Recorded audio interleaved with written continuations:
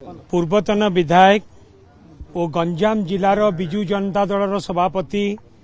श्री विक्रम पंडा को आज आम साक्षात करने आसीलु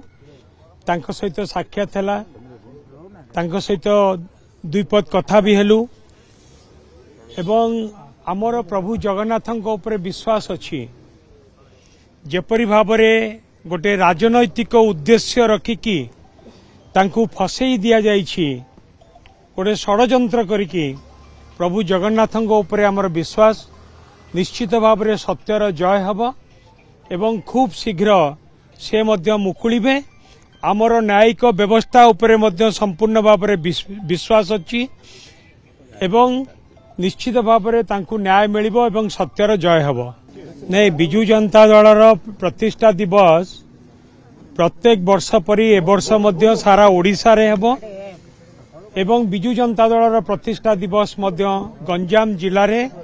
समस्त निर्वाचन मंडली रे हबो जिला स्तर रे मध्य हबो एवं गंजाम जिले रे हजार हजार संख्या रे विजु प्रेमी एवं नवीन प्रेमी समस्त संग्रामी भाई माने अछंती नेतृवृंद अछंती सेमानक नेतृत्व रे मिलित सहयोग रे विजु जनता दलर कार्यक्रम गंजाम जिले रे चालू रहिबो सांगठनिक कार्यक्रम विक्रम बाबूंको सभापतित्व रे